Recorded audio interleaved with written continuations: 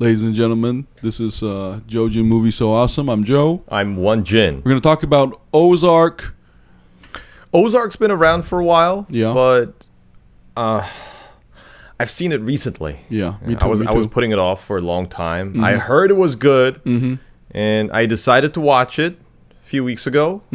And so far, I have to say I'm No. First of all, how much did you watch, man?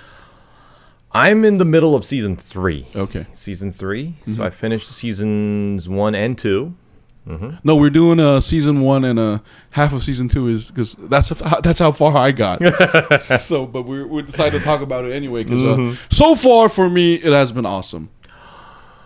You know, when I watched the first episode of the first season, I was thinking, "Oh my God, holy shit, what the hell is this?" Because I thought it was incredible. It was so captivating. It just got me invested in the show very, very quickly. Yo, Jason Bateman, what a unexpected because talent. I remember him from all these comedy movies. Remember like Horrible Bosses, and he did the voice for Zootopia. So I never considered him. I mean, I never considered him to be in a movie that is so criminal and dark. No, it's not just that. It's I would call this series a thriller because there is a constant like impeding threat that the protagonist and his allies needs to overcome. And so far, I've just finished episode 8, season 2, and so far it has been unrelenting. I mean, there are slow moments, but there's always more tension to come out of this. And what's interesting is, it's like that movie, like Ben Affleck's Accountant, without the crazy fighting skills and the supposed that's right. Yeah. Where he's like autistic. And yeah. he's supposed to be like this like pseudo hero kind of invincible character. Yeah, exactly. But like we've seen gangster films before. We also seen like Southern gangster films before, but we never seen it in the perspective of the money launderer. And look, as soon as I finished as soon as I entered season 2, right? You know what I thought? Even before the show told me, I said, Marty, you're part of the cartel. You're not a fucking independent contractor at all. Like, look at the situation. You're basically like an active participant. It reminded me of Narcos, because in Narcos they have that accountant too, right? Yeah. He's like pretending, oh, my wife, my white woman wife wants me to have a regular life. No, you're part of the cartel. Like here. You can't have both. Yeah, you know, like what is Nas said? There's no such thing as halfway crooks. It's definitely going on that angle. Oh no, that's not Nas. It's Mobb Deep. Oh, is that Mobb Deep? Mobb Deep. Okay, Mobb Deep. That line is beautiful, but here, I'm a little bit worried though. You since you watched it more, so far, like season 1 has been spectacular for me. Like it's like a 9 out of 10. So basically, it's like so awesome, not pure awesomeness, but like season 2, I'm in episode 8, and I'm a little bit worried. Like these last 2 episodes better blow my mind. Not that the show is bad; it's great, you know, but like. I do feel like it's going to that angle where, you know, you're causing more problem by trying to solve it, and it's becoming a more mess. And as you do that, Mr. Accountant becomes, a semi-gangster, so to speak. Is that what's happening here, Won-Jin? I don't think so, because so far, do you want a spoiler? No. No? Okay. Well, they're constantly struggling to get out. That's going to continue. Yeah, the more they struggle, the deeper they get dragged in. So I think although their parents, they're a mother and a father, they're just as lost as their children. So they're struggling, and you can feel a lot of uncertainty when you're watching season 1, because everything It's up in the air. Yeah, everything's up in the air, and there's so much risk for Marty. Like there's no room for failure. He needs to do whatever's necessary to save his family and himself. So there's really no room for any long-term strategy. Right. But even when they have finally some breathing room for thinking about such things, it's still isn't easy because, yeah.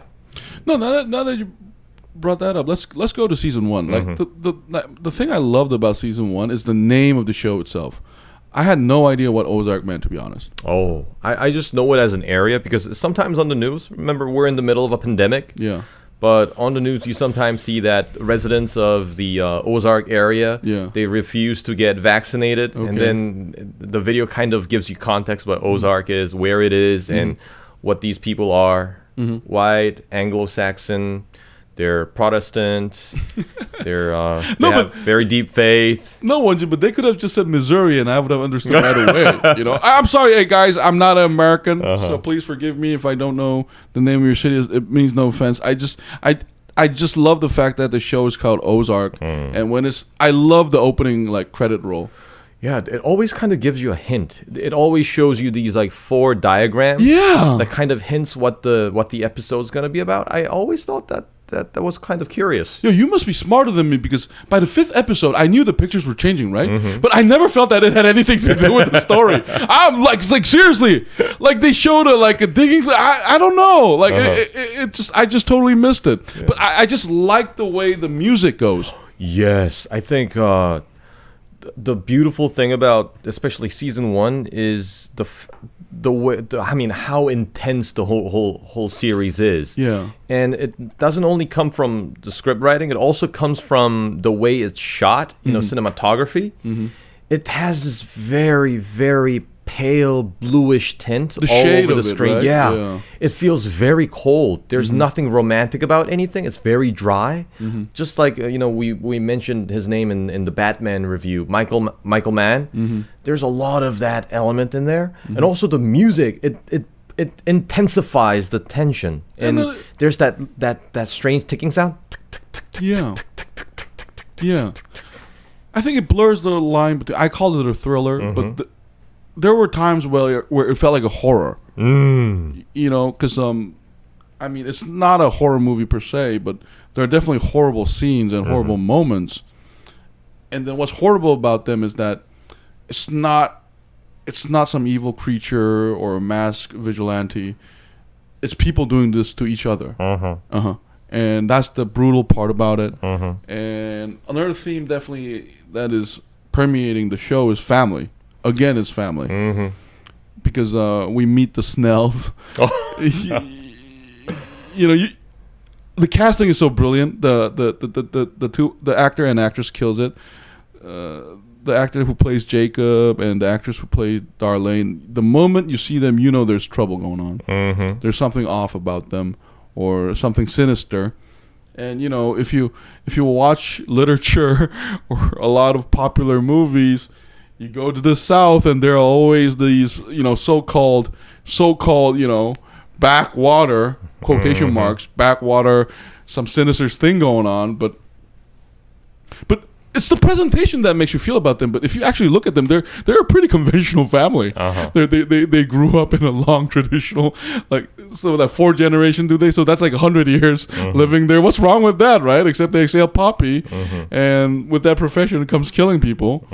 It's just like the Jacob keeps mentioning the Bible, you know, and the actor does such a good job in conveying that, you know, he means what he says, kind of thing, and that was just a great thing too. And because the first episode, basically the main antagonist, you can argue, is Dell, right? Yeah, like things escalate very quickly. Yeah, and it is all very perplexing because we have no idea what's going on, just like Marty inside in the scene itself. And later on we kind of figure out that what's his name, his partner was siphoning some money out of the cartel's money, and Dell was just kind of testing the water, but he eventually fell for it and got caught. And the punishment for such transgression is so brutal, so intensely brutal that it just puts you into a shock. It's like, oh my god. Yeah. No, but I see my favorite. The ironic thing about the first season is my favorite and least favorite episode is episode 8, because there's a flashback the whole episode is about like 2006 or 7. They go back 10 years, and then they show how they started. How Marty met Dell and all that.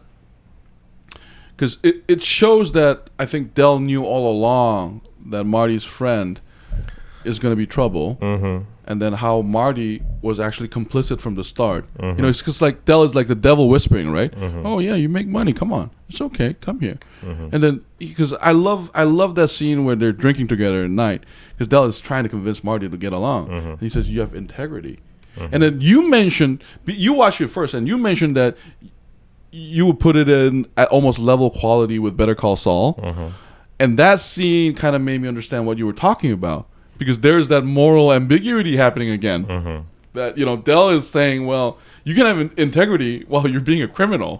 And then Marty is like, yeah, hell yeah, I'm good at this. And, you know, but what I love about this, I kind of understood what you were talking about, because by the second season, we kind of get the answer that Marty is actually like emotionally shut off. And it's like Saul, because in Better Call Saul, Jimmy and his brother are kind of saying, but they're always double speaking. That's right. Or not talking about how they're really feeling. They never truly open up to each other. Yeah.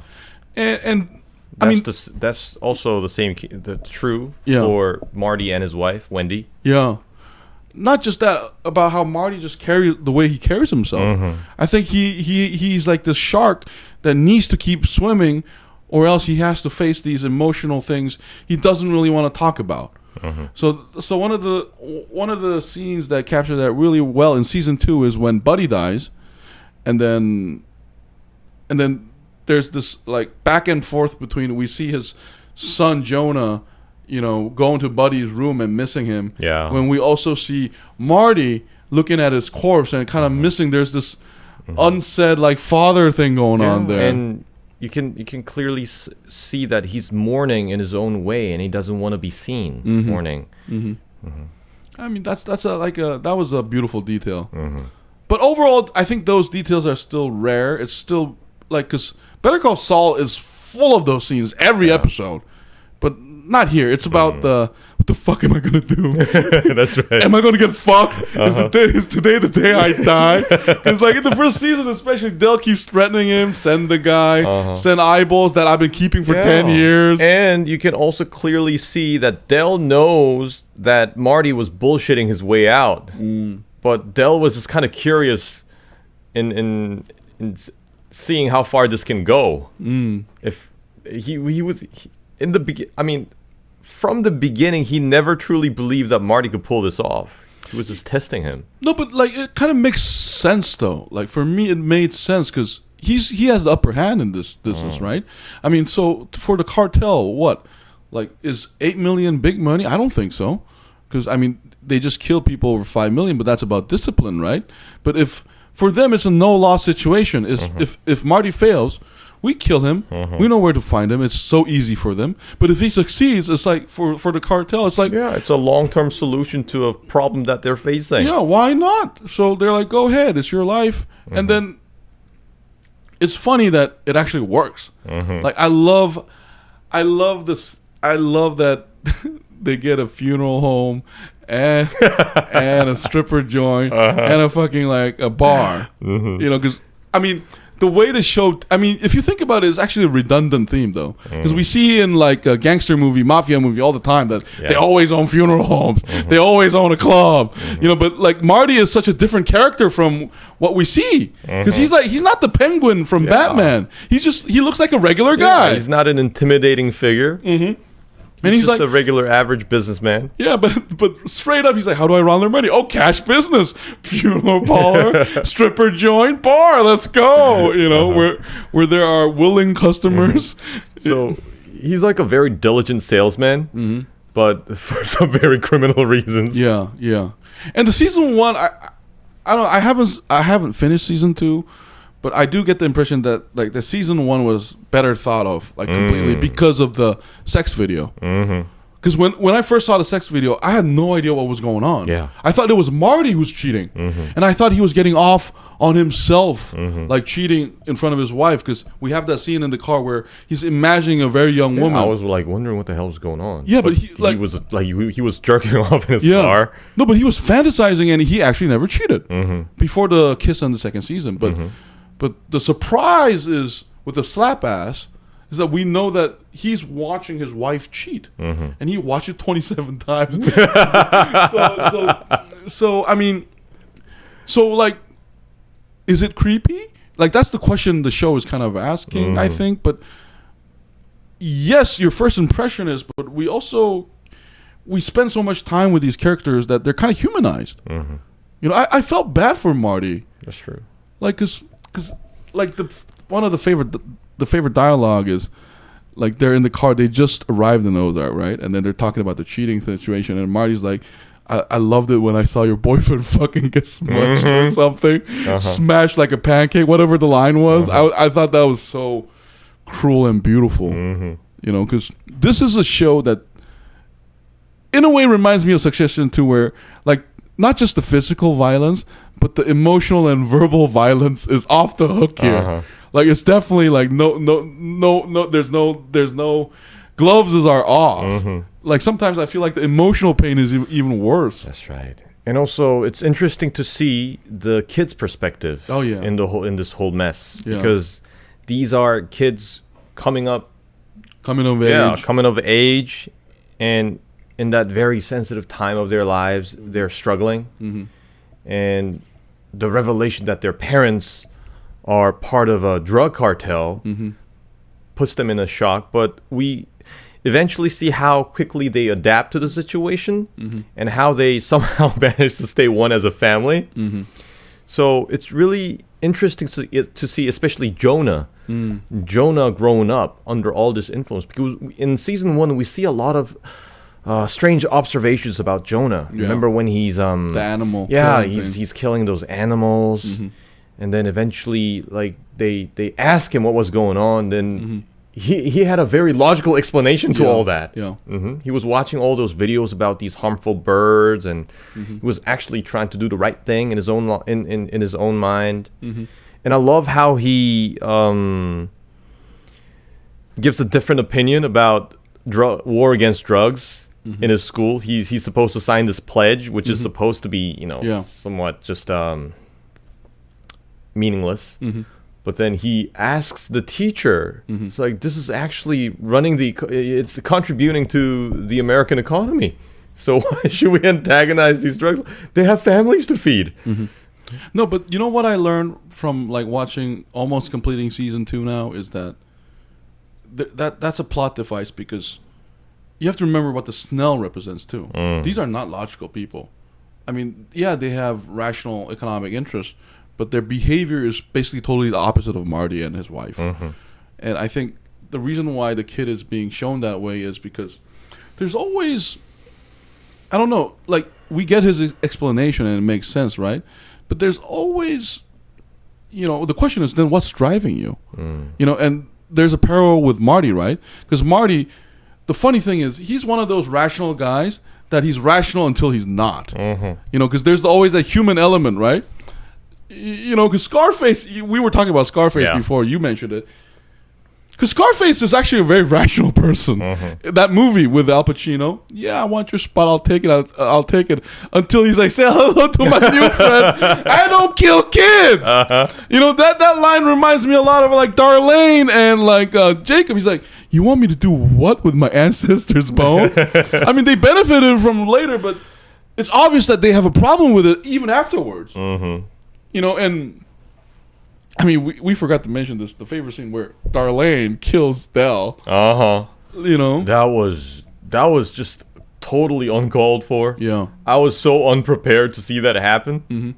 No, but I love that scene is because that's how the show is putting us in Marty's perspective. Because we are logic driven, we are trying to control the situation. But this world is not under control. Yeah, and that scene is especially shocking because, like, 3 seconds ago, they diffused this entire situation by striking a deal. But then everything blows up. Yeah, Dell had to say a very insensitive. I'm glad. I say this half jokingly, but I'm glad someone got shot over that word too. Because you know how N-word is such a problem, right? And people can get shot over it. But I love that because we kind of assume that the redneck word or the hillbilly word can be thrown around, but here you said the redneck word and you get shot in the fucking head, and the show is just like there's a close up to the blown off head. Watch everybody. Look what happened to his face. Yeah, when he said that word, this is what happened. Yeah, and one of the reasons why it's so shocking is because Dell has been built up as this like almost like evil like control character. Like he's so cool. Yeah, and it's somewhat untouchable. That's the feeling we get until the show's like, no. He watch him get shot in the face right here. Yeah, boom. And it wasn't. And let me tell you, it wasn't pretty. It's like the most brutal headshot in a way. He got shot in the head with a shotgun. No, and the following dialogue is so hilarious. Like Jacob goes, "God damn it, Darlene!" And then he just pulls out the gun because he now has to kill Dell's bodyguard. I love that hesitation for like 2 seconds. Like. I wouldn't say hesitation. Like, yes, maybe, but he's like so used to it. Oh my, I love you, you hot crazy woman, and then boom, and then they get into a fight, right? And I love that couple because they are complete opposite of Wendy and Marty. Because Wendy and Marty are always arguing about let's be in one page, right? Let's be unilateral. That's the word like Marty uses, right? But Jacob and Wendy. They can fight over Darlene. They can argue over stuff, but they're always on the same page. If you think about it, here's a couple that some would argue are sociopathic or psychopathic. They fight over Ash, this bodyguard who Jacob decides to throw to the Mexicans. They found out they killed Dell. Like they fight over him like they fight over a dog. You killed my favorite pet. What the fuck? And Jacob's like, sorry, Darlene, you left me no choice. And Darlene's like, fuck you, Ash was like my boy. But the audience is like, really? Is he though? The way you're talking about him is like a dog. And because that's funny because Darlene goes to she wants to have a baby and the agent goes, well, it's not difficult. And she's like, I already have a dog. I already raised a dog. So the beautiful thing about Jacob and Darlene is that they are basically almost one mind. And that goes back to Marty and his son because you are trying to control and be logical in a world that is basically not logic driven at all. Like even the cartels, I mean, I'm pretty sure as the season goes by, there are going to be some crazy stuff. Like they seem like calculating conglomerates, but are they really though? Is this a world where those things matter, So I love that abysmalness of it. I really do. And Dell almost reminded me of Lalo, That's true. Yeah. Without the charm. Because Lalo is likable. Dell was definitely not like, he's definitely like a boss. But since you saw season 3, I would like to, I am wondering if. What did you think about the FBI agent, Petty? Because, in season 1, one of my favorite characters is, of course, Darlene. But another favorite one of mine is Cade. The Ruth's father. Oh, we have to talk about Ruth, but you go ahead first. So, there are not just Marty, Wendy, I mean, the family and the Snell family. There are also a lot of these side characters who get a lot of attention. And the thing I like about the show is that they take the time to invest in these characters and to show a more colorful portrayal of these characters. More three-dimensional. Yeah, three-dimensional, more round. Yeah. They're more round characters. So Ruth is also very interesting because in the beginning of the season, we just see her as this like low-life thief. Yeah, thief. But it turns out just like throw everybody under the bus if she can get what she wants. Yeah. But as the story progresses, we see that she is she has this deficiency. She doesn't get the love from her father. She has his father issues. She also doesn't have a mother figure in her life. And you can see that she's struggling with her relationship with her father, and at the same time she doesn't have the mother figure to embrace her. No, and I think need. I think what you wanted to say was Marty she sees Marty as a replacement father figure. Yeah, and also when Wendy's being really nice to her. Well, not nice, but just being decent. No, but I think it's more has to do with Marty. Like, there's definitely a father thing going on, but Marty has the same problem that he has it with Ruth, with the way he treats other people, is that he's emotionally disconnected, right? So the season 2, there was a lot of scenes where if Marty was nicer to Ruth, they could have avoided a lot of that situation, because Ruth was trying to say, I can help you, I can show you, I'm just like you, I can launder this money, right?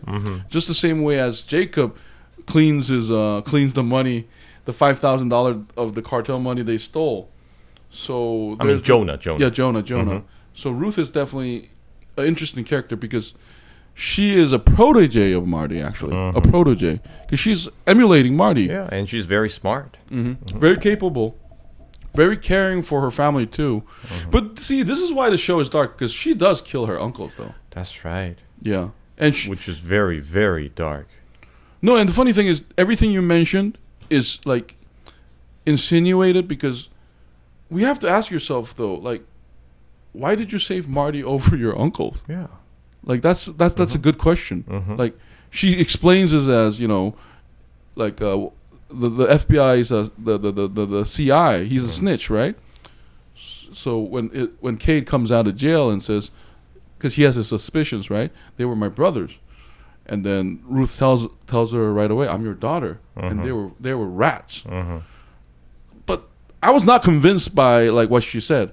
She must have convinced it Cade, because there was something else going on. Obviously. Yeah, like why do you admire Marty so much? Like, honestly, there was a time when I thought it was like a romantic thing, maybe even possible, but I don't think it's that. It's like this fatherly approval thing. She's also like, she also wants to escape her family, just like she's telling like her cousin, right? You go to college, Wild, you can do it.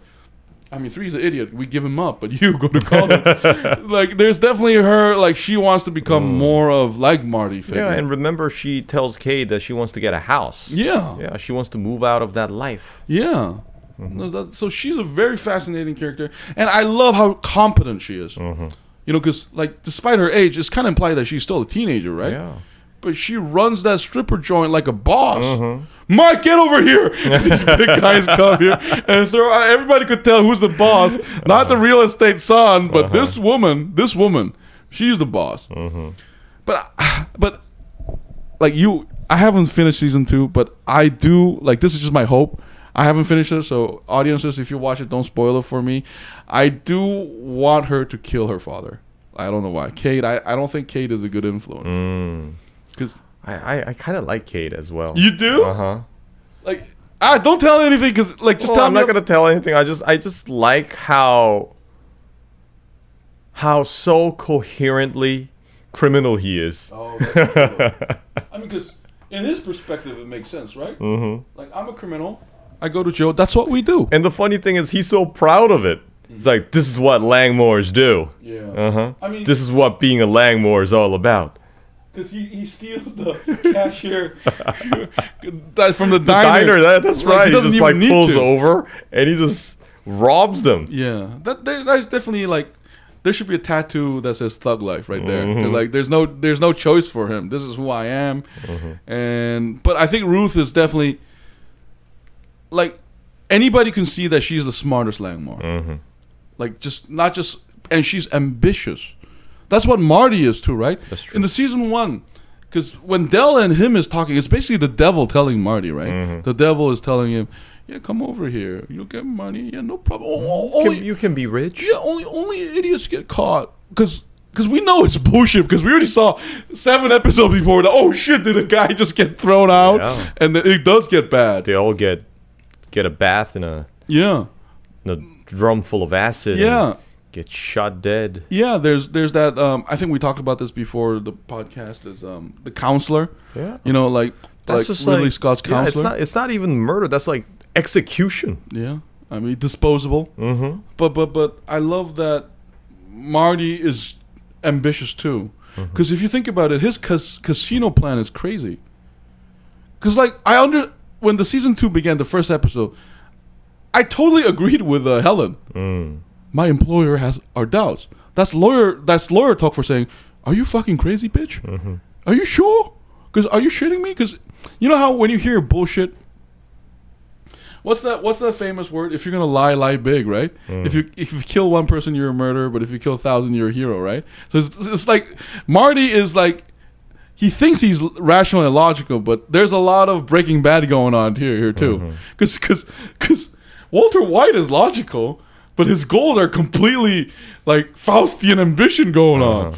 So like, I love that about her. I like him, and I think it's gonna blow up in his face though. Like something's gonna happen. I don't know. Maybe not. And I also like how every episode starts with a story.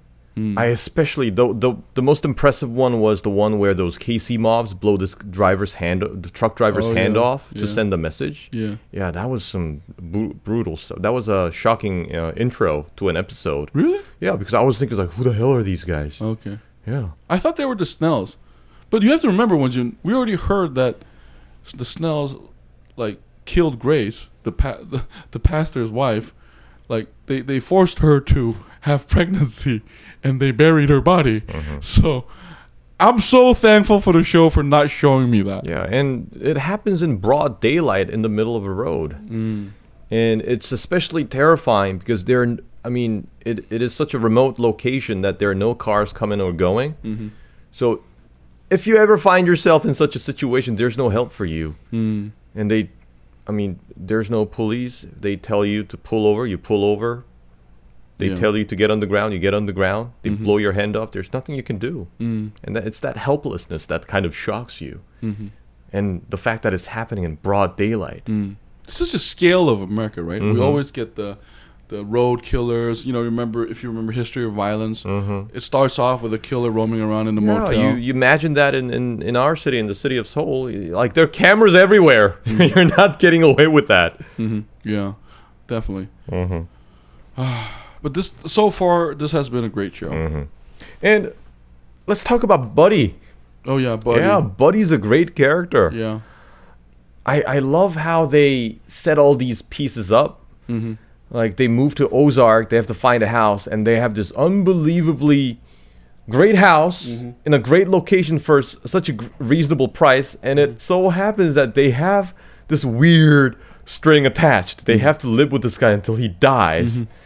And that was interesting. And this guy, like every time he comes up on the screen, you cannot help but think that there's some history with this guy. Yeah, he's like no, but there's a fable aspect to it. He's like the opposite of an evil grandma living together with you. A grandma, but he's a grandpa who goes skinny dipping, who says fuck you all the time. But you think he's an asshole until you realize that he's a beautiful asshole.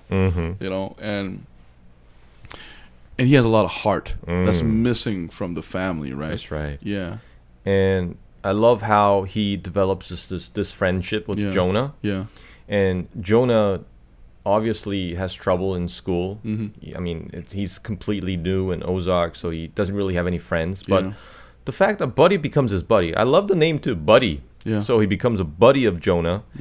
And while Jonah's father is busy working, he actually also teaches a lot of things that a father should.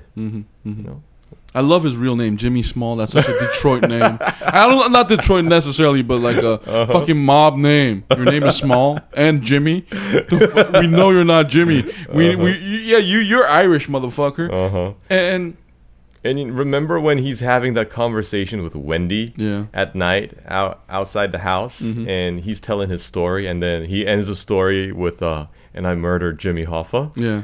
And for like 3 seconds, we kind of think that maybe he did it. Yeah. You know what I like about him, too? He's like Clint Eastwood in Gran Tarantino. Oh, that's Gran Torino. No, Gran Torino, that's I'm sorry. Right. Get off my lawn. Yeah. Because he is so sexist, so racist, that it's lovable. It's so adorable. You're like, I love the fact that, like, what's that scene where the daughter says, "Why is Buddy here?" And Buddy's not deaf. He just says, "Fuck you" right away. "Hey, hon, I'm right here." And it's like, yeah. And, like, I love how he's the happiest guy in the world. Mm-hmm. You know, because if you really think about it, this show, everybody is under stress. Mm-hmm. Everybody is like in the process of making their situation worse somehow. But here's Buddy, who's about to die. Basically, he's living a life where he's no longer going to have regrets. He's always going skinny dipping. Butt naked. Yeah. Uh-huh. He kills the Mexican guy. Is that how you talk to kids? Yeah. Boom! I love that he gives a lecture before he shoots him. Yeah. It's like, who the fuck talks to a child like that? Yeah, yeah. And I love that they didn't show it. And in season 2, episode 1, I think it's what Marty says, because he's so focused on business. He's like, we'll have to clean the glass that Buddy caused. And Buddy's like, oh, I'm so sorry for not shooting the Mexican guy in the balls, trying to save your family. Like, he's like so sinister. Like, there's like sarcasm. That's there right. We go. Like, yeah, you know, because I didn't know he was going to die in season 2. But I love the scene how he died. Yeah. It was so well done. Uh-huh. I mean, you kind of expect him to die, right? Because that's like the first thing you do. I don't know how much month I have left. So we're always waiting if Buddy's going to fall down. How's he going to die? Yeah. And when is he going to die? No, but like, I love the fact that there's this theme going on where if you're old, you can say or do whatever you want and fuck the world. And then the last thing he does is burn a fucking poppy field. And he's going on and getting on a car and he's like, fuck yeah. Basically, his face is like, my life was beautiful. My life was beautiful. And then he goes into his eternal sleep. Yeah. And like, it's a touching moment with Wendy too. Because the last thing he says to Wendy is like, because Wendy and Marty has been feeling this. We're monkeys like in between. But you can tell what kind of life Buddy lived because he's just basically action is, better than reaction. So he said, "Let's go burn the fucking field," and he's like, "Fuck yeah, is that patrol, baby?" Woo! And then Wendy's just like, there's this euphoric moment, and then he dies. And it, in a way, I think when he passed away, it kind of gave me this. This overlap of Star Wars. Remember when Yoda disappears into the Force after training Luke? Yeah, that kind of gave me that vibe. When he finally like passed away in the car. And I also love the fact that Buddy had a role to play, especially, was it in season 1 when he goes to the KC mob to negotiate? Yeah, he does. Yeah, season 1. And I love the fact no, that's season 2. Oh, that's season 2? Early part of season 2. Yeah, after the shotgun hand. Yeah, and tell Frank that Jimmy Smalls is here to see him. Yeah. And then Marty's like, oh, you know him? Yeah, everybody thought I fucked his wife. like that's going to help the situation, right? And then I love the dialogue between him and Colgrove because it's kind of like, fuck you. Oh, fuck you. Oh, fuck you. Fuck you. And then they're like, fuck both you and me. You know how like we see this kind of scene all the time in Martin Scorsese films where, when mobsters joke around, it's like a fuck you, always trying to get under your skin. And then they just get this like a big dick contest and it works. And you could tell like his presence definitely helped Marty. And I think after that scene, Marty definitely felt like Buddy was like sort of a semi-father figure, because Marty is weird in that he is so driven that I think season 2 explicitly says it, like, you don't care about what's going on, that's why you're losing it. But like over the seasons, like every one of his allies could have stayed his allies if he was just a little bit more emotionally connected. Yeah, that's very true. Yeah, he's in a way driven, but the show never tells us like why though. Like what? But we do kind of see through Jacob that maybe that's what happened to him, because Jacob is definitely feeling like. Oh no! You mean Jonah? Oh, I'm sorry. Jonah. Jacob is a Snell. Okay. Yeah, I'm sorry. I'm so sorry. Jonah. Yeah, his son. Yeah, Jonah. Jonah is just. He's just feeling disconnected. Because he's all alone all the time. He has no friends until Buddy, and then he learns all this, everything you need to become a crime boss kind of tutorial. That's right. Another intriguing intro of an episode was when Tuck was trying to purchase a rifle. Yeah, I was like, what the hell's going on? And we realized that Jonah paid him to get himself a rifle. Yeah, that was also an interesting episode, and I love how Buddy finds out. But instead of like scolding him or ratting him out, he just takes out the mag and the ammo from the chamber. Honestly, in season 1, I thought like Jonah was gonna blow Petty's head off. I honestly thought that was what we was building up towards, because he's just like, hey, and then Petty's like, because it would have made sense for me at least, because we've been building up this case, and Petty just lost his CI / his lover. And then he just go there, and it's for me, it's like a Fargo moment. You know what I mean? When everything gets fucking out of control. Yeah, it's just like, what the fuck? And then the kid blows it. It would have made sense. Yeah. Oh, and the fact that they have a funeral home is so brilliant. Yeah. You know how they just get rid of the body, and nobody ever finds it. And I love Wendy. Now that you brought the funeral, like, I love Wendy character.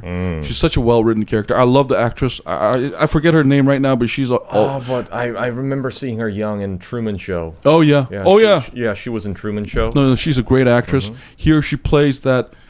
She's just like Marty in a way too, because when she needs to be charming, and when Marty needs to be convincing, they play that part really well. Because Marty's not a very friendly person, let's say, but just when Wendy's around, Wendy opens. She's very good at disarming these suspecting people. Yeah, and with now her smile. Yeah, now listen to my fucking brilliant husband. And Marty goes into this because we watched the show a long time. So we've been watching him, so we know he's bullshitting. But his bullshit is so convincing that it works. And but the funny thing, the best part about the show is like Marty and Wendy's two different attitudes towards the painting, though, of the mermaid. Of the real estate, yes, like the mother. That was so funny because it also kind of shows their personality too. Yeah. They're different. I think with the painting, I think Wendy got a little personal with it. Oh yeah, she did. She did. She just had to kiss her ass, but she just couldn't.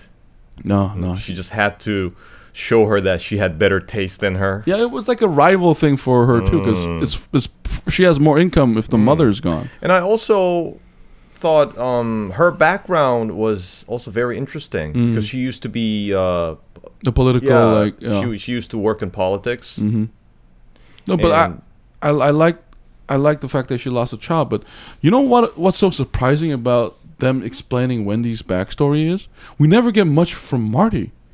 That's true. Like, cause I don't know, you're in season 3, but like season 2, middle of the way, I'm asking, who is Marty? Like I think I kind of get Wendy now. And what shaped him into this? Yeah, because Wendy actually tells a lot more about herself to other characters than Marty does. Yeah, like she opens up to Buddy. She's more close to Buddy in a way, and she opens up to that senator in the season 2. Chris Winnick or something. Charles Wilkes? Yeah, Yeah. No, he's not a senator. He's a businessman who has a lot of political influence in his pocket. No, he's also a politician. Was he? Yeah, he's politician / businessman. Okay. Yeah. Oh, that reminds me. Another favorite character of mine is the guy working for him, Jim. No. Yeah, that guy's cool. Yeah. Like he's kind of that House of Cards guy. He's like a solver. He solves problems. No, but that actor kind of reminds me of him. Is it Eyes Wide Shut? Who's the actor's name? I remember his name, but he's a skinnier version than that actor. I like how he looks too, and it's just he has this unique like atmosphere about him. There's a certain because I love this intro scene when he's walking through that office. Yeah, it's like, what you doing? Like, yeah, don't do it. And then he just goes out, and Wendy's like, that's a fucking invitation. Like, so that was intriguing. I like how they build up. But my favorite character so far is Darlene. Oh, yes. I love Darlene. I don't know what it is about, like, psychopathic characters. And what really, I mean, in the beginning of the show, in the beginning of the season, I just thought she was a crazy, out of control killer, criminal. But we eventually see, like different aspects of Darlene, especially when she's trying to adopt a baby. No. Remember, she's like in the reception waiting, and she's trying to charm this child and trying to make him laugh. I thought that was really, really sweet. But then we kind of eventually again realize, oh, that's right, she's a psychopathic killer. No, but I would say this: she has values. The problem is these values are not universal, because she's like somewhat very twisted values.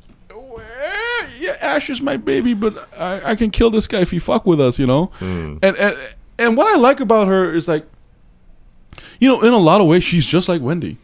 Their modus operandi is just different. Wendy prefers charm and brain, but look at the Snell family. I mean, Jacob's job is basically a drug kingpin, right? And you know, like Darlene is just doing the family business more actively. Like, I love the fact that Wendy and her has a little bit conflict, because I thought, hey, you guys are basically mirroring each other. You know that? Like, Snell's philosophy is just different from yours. And the thing I love about Jacob and Darlene, especially Darlene, is that they have no shame about what they're doing. Yeah, that's true. It's different from Marty and Wendy, where they're constantly trying to hide what they do. No, and you can argue that those are crocodile tears. You could argue that. Doesn't action speak louder than words? Right? Wendy's like, oh shit, oh. And Marty's like, oh no, I'm trying to get it. But Jacob's like, fuck yeah, boom. And then they have a problem with using their ancestors' bone, but they're like, blow his head off. You forced me to kill Ash and Darlene. And because I think it's either the same episode or close episode. Like, Darlene and Jacob have sex right after they cause a fire or something, right? They're like, fuck yeah, we love each other. And Wendy and Marty, after I think it was a successful con, or they successfully like made contact with the senator to push the casino bill, they have sex. So there's a parallel right there. Wendy, I'm sorry, hon, but you're much more like Marty than you would like to believe. You know, they just fail to see it themselves. Yeah, I think that's I think that's one of the charms of the show. Yeah, that's just like, that's why you comparing this to Better Call Saul makes sense, because like Chuck tells him that it's okay, you're not a good guy. Stop pretending to be a good guy, right? So like for Jacob and Darlene, they may have never had any problem with this whatsoever, and that's the beauty about especially Darlene, because I'm only in season 2, right? But I get this feeling that she's gonna do something even more crazy as time goes by. We haven't seen like the last of it. I feel like she's gonna get some Machine Gun Scarface stuff going on. And the actress, and the actress plays it so well. Yeah, there's something so intimidating about her. You can't unpredictable. You don't know what she's gonna do after she says it. Because when she's pissed off, she tells you immediately, right? Don't say that. That was rude. You know, and then you don't know what's going to happen. Like, my favorite line in season 2 is, like, after, like, Wendy gets kidnapped, Marty goes to meet Darlene and, like, berates her. You are the one doing this. And Darlene's like, go fuck yourself. And she's like, and then Marty says, I want to talk to the sane one. Where's Jacob? So, like, out of the couple, Jacob is actually, like, the rational one. So those little like dialogue moments are really, really fun in this show. But anyway, let's grade season 1 at least, if you want to, Won-Jin. What? Is everything all right? Something's wrong with the connection. We're getting poor connection for some reason.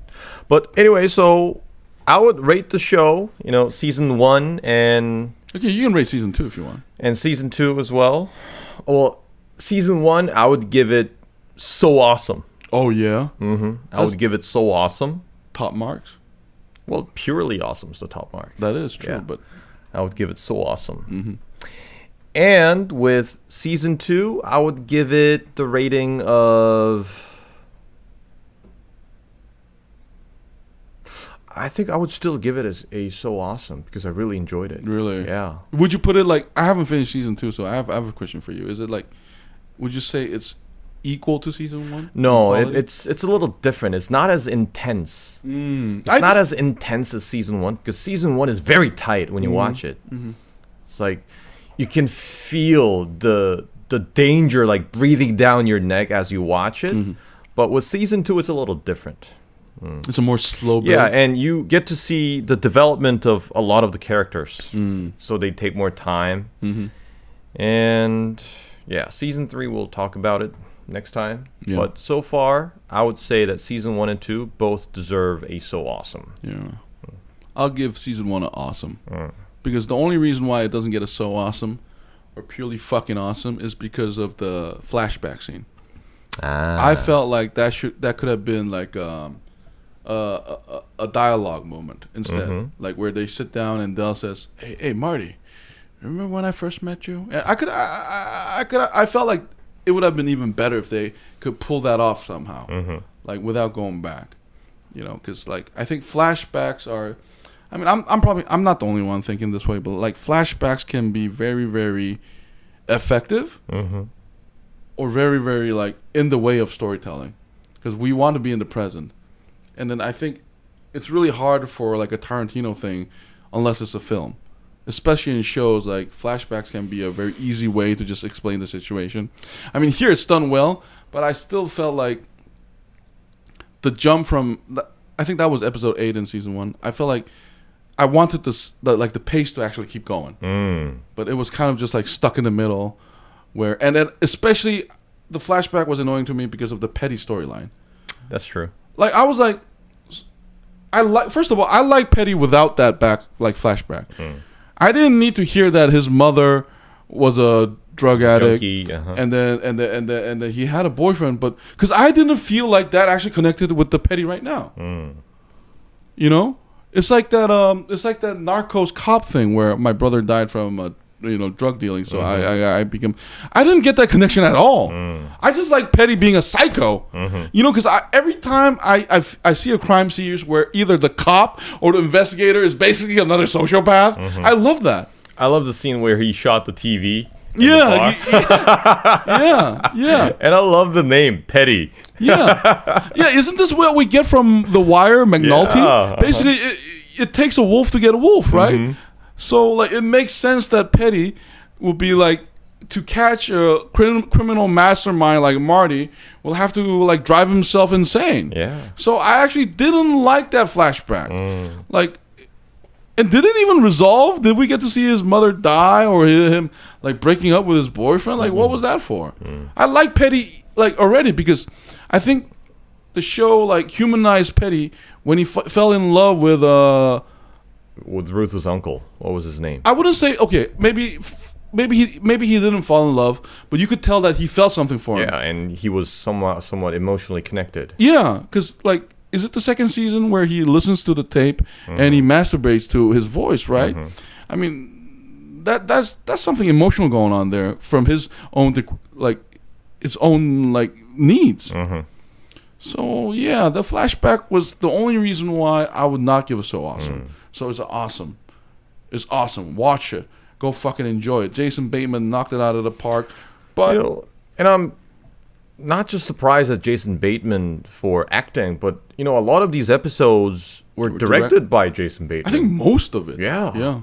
It was a very pleasant surprise. Yeah. It's like, wow. I had no idea he could direct. And then now that you bring that up, the episodes are long, but they never felt long. That's true. They're like hours long, all of them. Remember how like Boba Fett is like 40 minutes, 45 minutes because they're too scared to bore you to death? Here is just like, fuck your tension, baby. 10 hours of fucking tension. Yeah. Favorite. Like that like stove thing going. But anyway. Oh, but what about season 2 so far until episode 8? How would you rate it?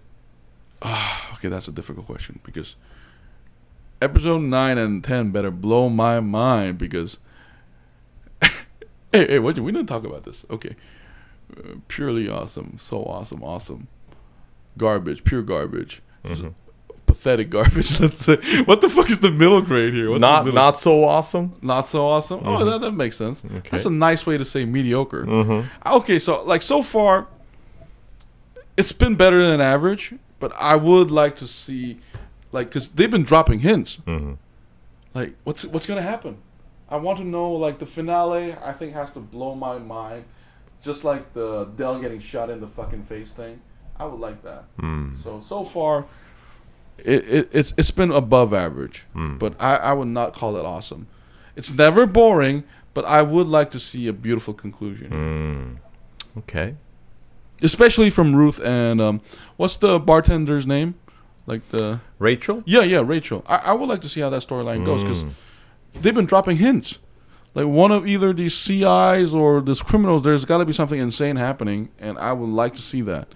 And it could be a lot of the things. Like personally, I want to see Cade die. I don't know that because like I don't know. Like isn't Lang? I have a feeling that Langmore's all end up badly. Well, or not. You're not too far away from the finale, so see for yourself. Just 2 more episodes. Yeah. Okay. See how it unfolds. All right. Thank you, ladies and gentlemen. This has been JoeJinMovieSoAwesome. If you like this video, please press like and subscribe, and we will talk about any movie or drama you would like us to review. Thank you so much. Please leave it in the comments. We'll see you next week. Bye-bye. Bye-bye. Fuck yeah.